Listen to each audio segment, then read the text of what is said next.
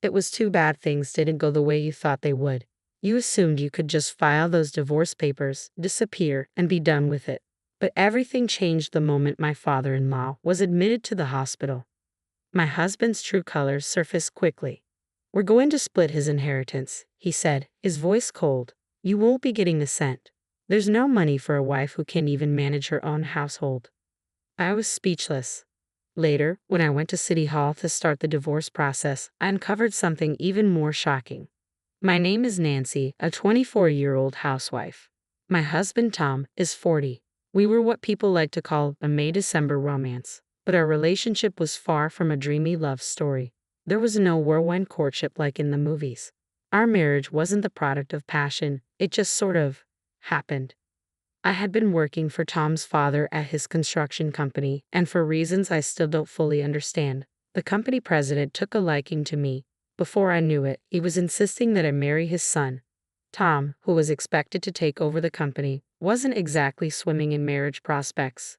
His father was growing increasingly concerned about the future of the business and feared that without a solid heir, the company he'd worked so hard to build would crumble. He even came to my family's house and personally requested that I marry Tom. It wasn't as though my family wasn't familiar with Tom's. We owned a construction company that had been passed down through generations, and my father had once worked for Tom's father to gain experience. Over the years, they developed a close relationship, with Tom's father mentoring mine on how to run a business. So when Tom's father asked for my hand in marriage, my father didn't outright refuse, despite the significant age gap. He'd insisted on a dating period, though, wanting to give both Tom and me the chance to make our own choice. Any talk of marriage, he said, would have to wait until we'd spent some time together. But Tom knew that marrying me was part of the deal if he wanted to take over his father's company. So, of course, he agreed to the arrangement. Tom and I had a pretty good relationship. We went on plenty of dates, dinners, movies, shopping. Over time, we grew close enough to feel confident that we could make marriage work. So before long, we were officially engaged. But soon after our engagement, Tom's father fell ill and began making frequent trips to the hospital. Since Tom was busy with work and my mother didn't drive, it was up to me, his fiancé, to take care of my father-in-law. My mother-in-law, on the other hand, was less than supportive. She constantly nagged me to focus more on housework, reminding me that I needed to do a better job considering I was about to become her daughter-in-law. "Nancy, hurry up. The morning reception hours are about to end. Take him already," she'd say, treating me more like hired help than family. Even before Tom and I were married, I felt like I was being reduced to a maid. But I still smiled and nodded. Yes, I'm coming. I'll start the car." I was the one looking after my father-in-law most days. Eventually, my mother-in-law suggested I move in with them early. It would make it easier for me to care for him, she said. At the time, it seemed practical. Commuting back and forth from my parents' house to take him to the hospital was exhausting. Plus, I figured I'd be living there soon enough anyway. I assumed we'd finalize the wedding plans once his health improved. So I thought, why not just sign the marriage papers now and move in? At first, everything seemed fine. There were no signs that Tom had been involved with anyone else before, no rumors or red flags. But after living with him as his wife, I quickly understood why he'd reached the age of 40 without any serious relationships. Tom was obsessive about money. He wasn't just careful, he was a miser. He would keep track of every penny spent on our dates, right down to the cost of gas or food, and then inform me of the totals. It was as if he viewed every outing as a financial transaction, not a shared experience. Meanwhile, his mother was relentless. She had a cruel streak, always hovering nearby, throwing sarcastic comments my way or making me feel inadequate. She seemed to take pleasure in criticizing me. Oddly, Tom never said a word about his mother's extravagant spending habits. While he scrutinized every dollar spent on our dates, he turned a blind eye to her lavish expenses. Whether it was for designer clothes or expensive vacations, he was more than willing to indulge her, but when it came to us, his wallet stayed tightly closed. I couldn't help but wonder if Tom was one of those people whose devotion to his mother overshadowed everything else. It seemed like he prioritized her above all else. In hindsight, I realized I might have rushed into the marriage decision. Maybe I should have moved in first, getting to know their personalities and daily routines better before tying the knot. But when I thought about my father and my father-in-law, I felt at a loss for words. The only thing that kept me going was my father-in-law's unconditional support and affection for me. That morning, I was preparing to take my father-in-law, who hadn't been feeling well since the day before, to the hospital. I noticed my mother-in-law treating me more like a housekeeper than a future family member.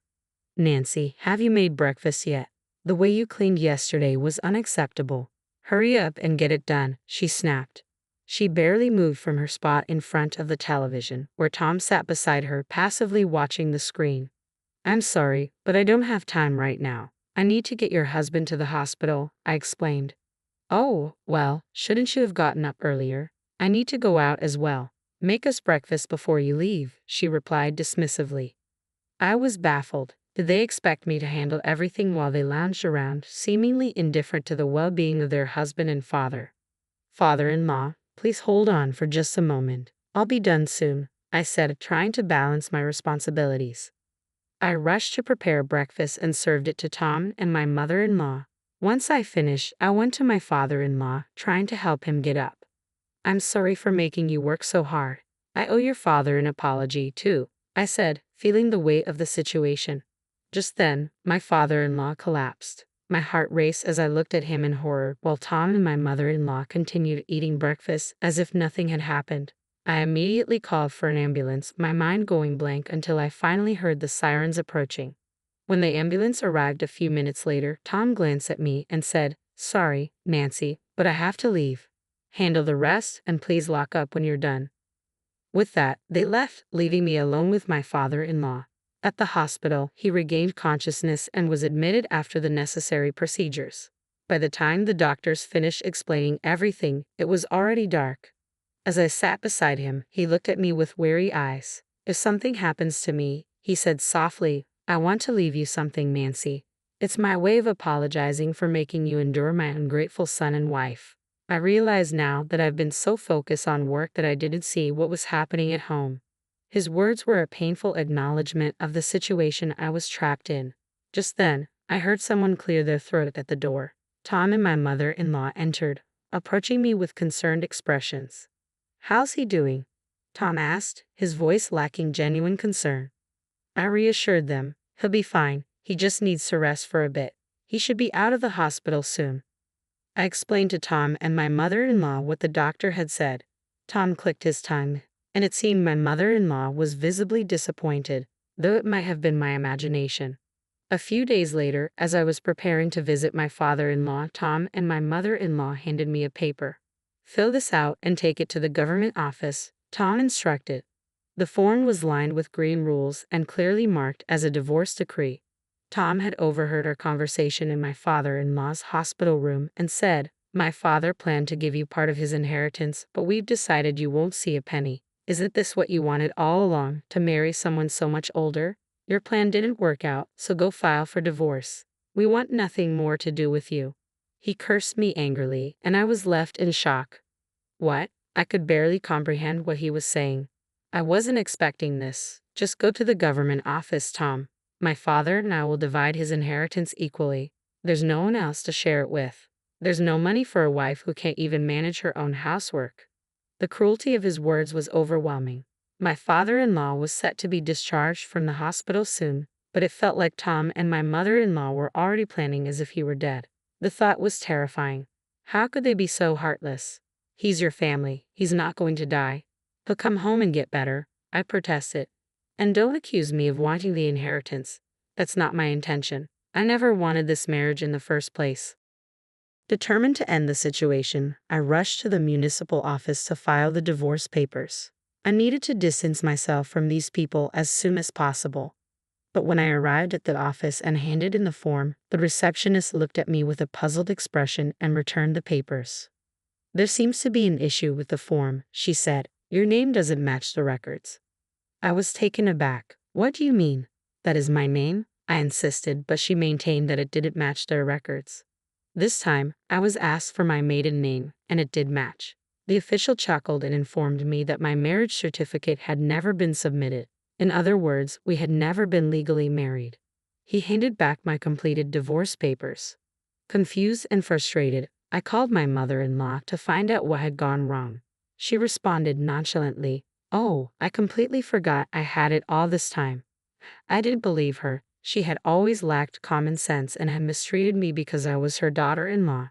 You did this on purpose, I accused. You've been acting like everything was fine while using me as your maid. You've treated me horribly. I could no longer stay polite. It's hard to ask you to manage the house if you're a stranger, but as a wife, I would have done anything for you. I could have been asked to do anything. On the other end of the line, my mother-in-law's laugh seemed devoid of any real malice. Oh, she doesn't have to worry about her share of the inheritance. I heard Tom's voice joining in the laughter, and my anger nearly boiled over. I was determined to fight back and not let them get away with this. I called my father and asked him to come with me to the government office. I quickly explained the situation, and he agreed to meet me there. When we arrived, I asked the official who had assisted me previously to explain the situation again in front of my father. I also obtained a certificate of residence to confirm the facts. It turned out that not only had my name not been updated, but my address had also remained unchanged, which made me believe I was registered as married while living in that house. Despite the false impression of being legally married, I had been treated as Tom's wife and forced to work hard. When it came to the inheritance, I was told to leave. I struggled to accept that I had been treated this way. Even my usually mild-mannered father was furious. We rushed to the hospital where my father-in-law was staying. Upon seeing my father beside me, he said politely, "You didn't have to come all this way to see me." As my father explained the situation to my father-in-law, his agitation grew visibly. We settled into his hospital room to discuss what measures we should take against Tom and my mother-in-law. Notably, neither Tom nor my mother-in-law had visited him since he was admitted. Understanding that Tom was unlikely to ever fulfill his role as a proper family heir, Tom's father made a proposal to my father. He wanted to transfer the business to him, believing that if the company were to merge with my father's successful business, there would be no financial loss. Tom's father was more concerned with ensuring the company continued to exist in some form rather than risk its collapse under Tom's leadership. Given Tom's personality, he feared the company would lose customers and employees, and ultimately fail. "This isn't just a decision I'm making on a whim," Tom's father said. "It's about securing the company's future and preventing our relatives from taking over."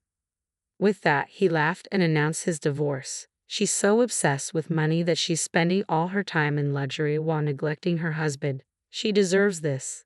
Turning to me and my father, he asked, "Is this enough to make up for the trouble I've caused?" My father and I exchanged glances, a hint of satisfaction on our faces. It seemed there was no greater punishment for Tom and his mother. The next day, the lawyers and accountants my father hired began the process of merging Tom's father's company with my father's. The company name would be retained, but Tom, as vice president, was fired. A candidate from my father's firm was appointed to replace him. The official decisions would be finalized when Tom's father returned to work, but the changes would be a shock to Tom and his mother. The countdown to their comeuppance had begun. 2 weeks later, my father-in-law had fully recovered and was discharged from the hospital. We drove him home, finding the house empty. My mother-in-law had vanished and Tom was at work as usual. They had no idea what awaited them. The following morning, I returned to my own work, knowing that the repercussions of their cruelty would soon become apparent. At the morning meeting in the large conference room, a new vice president took the floor to discuss the company's future. Tom's father announced that the company would be merged with my father's business and that the vice president position would be replaced. Just then, Tom stormed into the room, clutching a letter of termination, while my mother-in-law followed, holding a divorce decree. "Dad, what's going on here?" Tom demanded. "What are you thinking? I didn't hear about any of this." His mother added, "How could this be happening so suddenly? What on earth is going on?" The entire room was stunned by their outbursts in front of so many employees. Tom's father, unfazed, responded coolly, "This is exactly the kind of reaction I was expecting." As soon as they spotted me, Tom and his mother-in-law turned their anger toward me. "You did this, didn't you?" they accused. "You're behind all of this just because you didn't get your inheritance." "I didn't do anything," I replied calmly. "You two started all this mess." Tom's father, with a cold stare, said, "Enough. You're disrupting the meeting. Get out." Nearby employees escorted Tom and his mother-in-law out of the conference room. After apologizing to everyone present, Tom's father concluded the meeting, bringing it to a close. Once Tom and my mother-in-law regained their composure, they repeatedly begged for forgiveness from me and Tom's father. Naturally, I had no intention of accepting their apologies and chose to ignore them. They lingered around the company for a while, but eventually they were banned from the premises after security guards issued strict warnings. They were also asked to leave their home as per Tom's father's instructions. Currently, they live together in a shabby apartment near their former home. As for me, I am enjoying a peaceful life as an office worker. My father remains furious and is preparing to file a claim for compensation against Tom and his mother-in-law for their actions. Their prospects for earning a living have all but vanished. This, I believe, is the beginning of their descent into hardship. I won't be offering them any help, but I hope they've learned that how you treat others will always come back to haunt you.